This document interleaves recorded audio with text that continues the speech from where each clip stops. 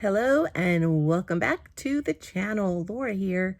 Today's video I hope is going to help you if you are just about to have your gallbladder removed like I did last January 2025. Then I hope that this video will be of some help to you. In the days and weeks leading up to my surgery, I looked on YouTube and was searching for anyone who had already had that same type of surgery.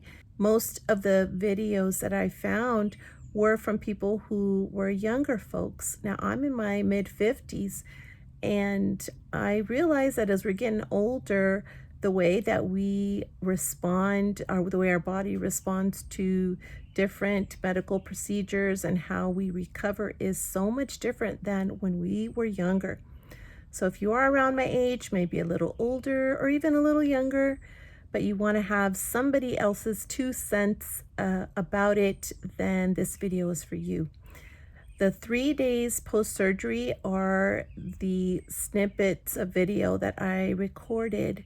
And then at the end, I will update you with the 16-month recap. Now that it has been that long, I will say I'm very glad I got the surgery. So I hope the video helps, and here we go.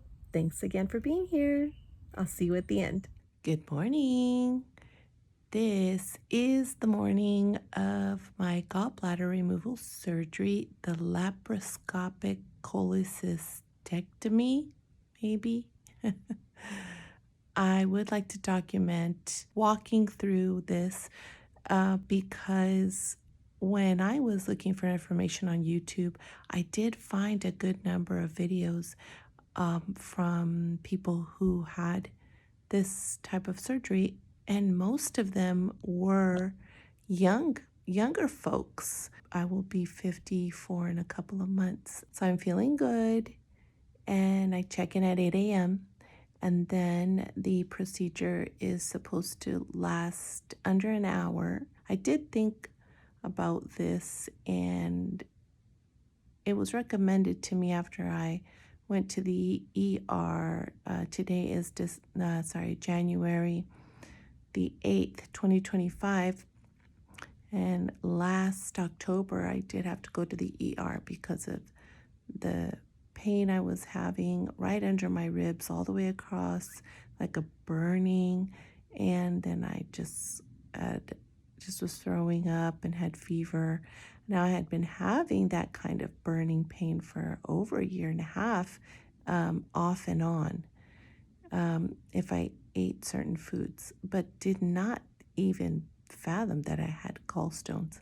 Right where my gallbladder is, it was just getting swollen most times after I eat.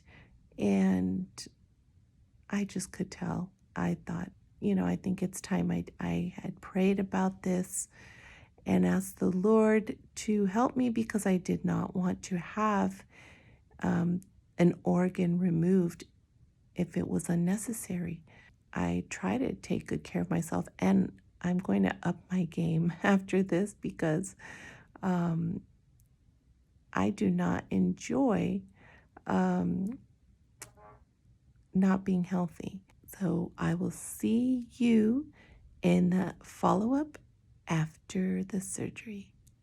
All right, so we're continuing with this video recording the saga of gallbladder removal surgery. So yesterday I went to the hospital. Check-in time was 8 a.m. and I was quickly whisked away to the room where they were going to prep me. And there are questions to be answered. They ask questions, medical questions. Some of them are confirming questions that we've already been asked, but it's all for our safety. Talking about if we have any allergies or pre-existing conditions and stuff like that. So they are very, very thorough, which is a good thing. That's what you want. I spoke with the nurse anesthetist, and she came in and asked me a few questions. So she was awesome. And then my doctor came in and also give me the rundown for the procedure and what is going to happen, what he was going to do, and also aftercare, just general guidelines for post-surgery. Just reassured my husband and I that he had nothing but good expectations. So that was really terrific to be able to talk to him after the prep. And that took probably 30 minutes, I would say, maybe a little bit more. And then got taken to the surgical room and was only awake there for maybe a minute or two. Fell asleep.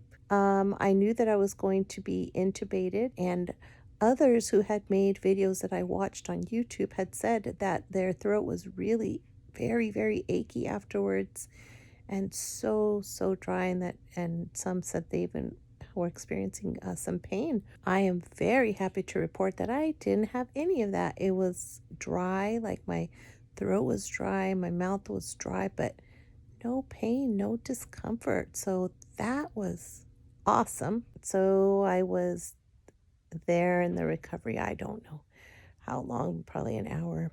Then I came home and I could not record anything yesterday. I was not up to it. I came home, and when you have the laparoscopic cholecystectomy, to have the gallbladder removed, it looks like it is general practice is to have 4 incisions, and so that's what I have.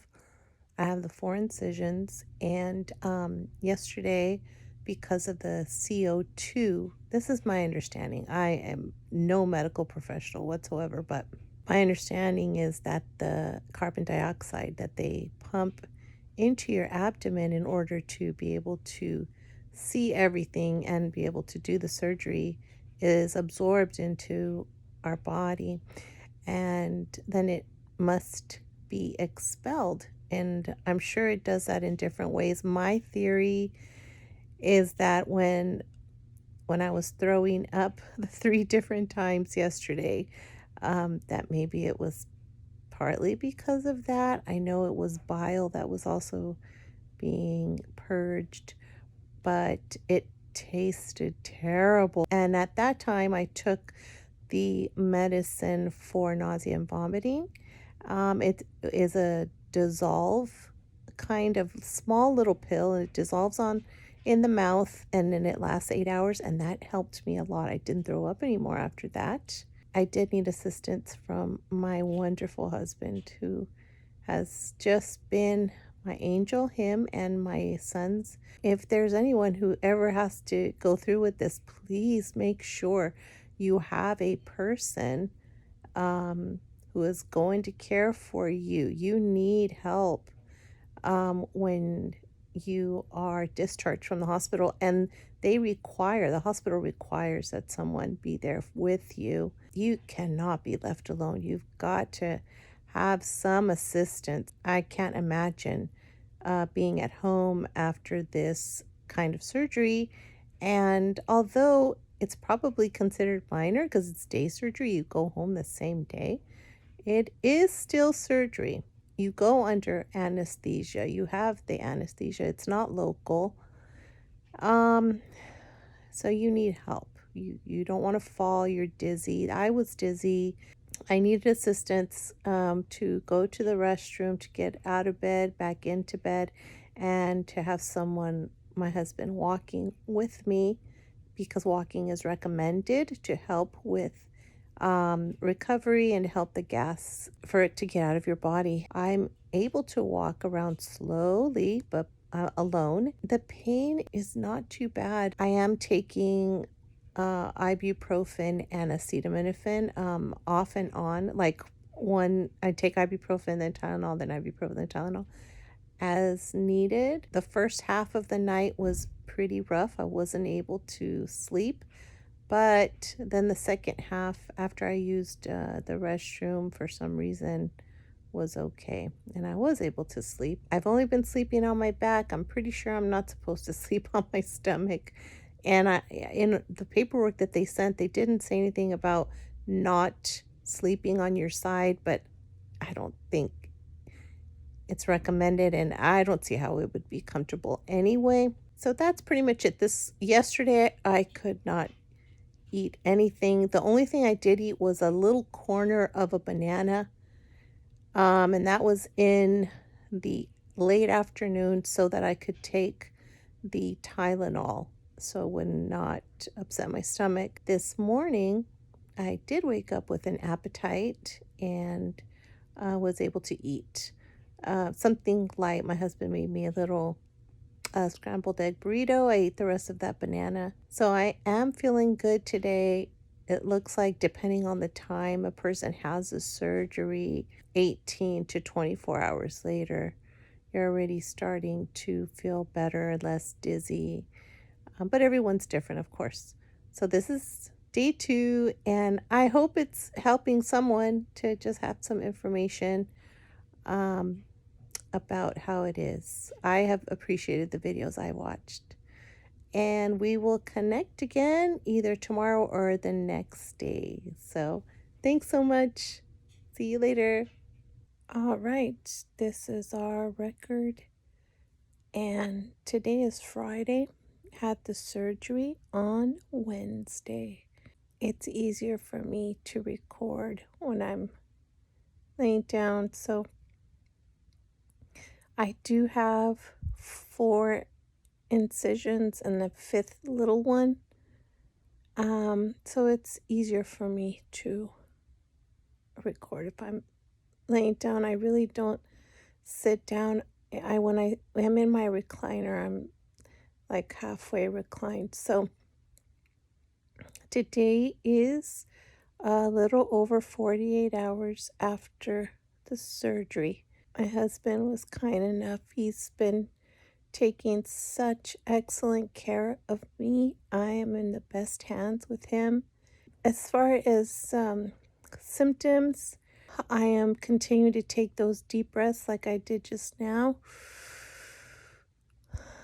because it is good for the lungs, is what I've been told. After being administered the anesthesia or being under general anesthesia, it's good to take deep breaths.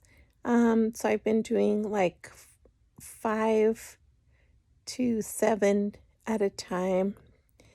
If I'm standing up, I tend to get a little dizzy if I take a breath that's very deep. So I do take them when I'm doing my walk. I usually am doing a 10-minute interval walks, but not too deeply so that I don't feel dizzy.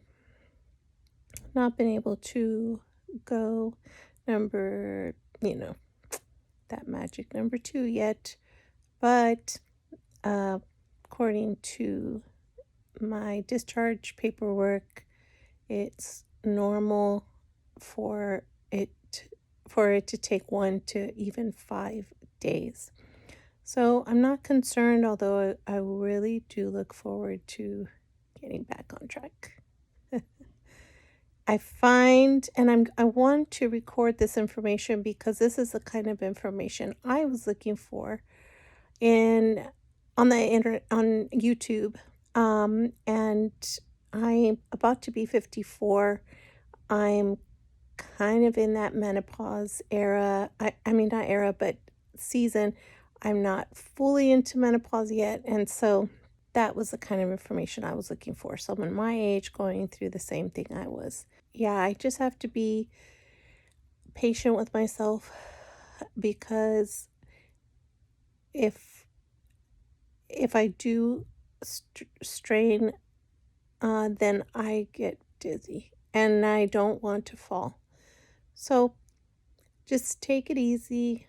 This is what I'm telling myself. And if you're going to go through the surgery, please take it easy as well. My incisions are looking good and they're healing very nicely. I am icing them now intermittently, and that helps a lot with the swelling and with the soreness. And I guess that's all for today. Thanks. Hi there. So I am back. I'm going to read some of the notes that I have. After the surgery, I felt sad when I looked at my scars.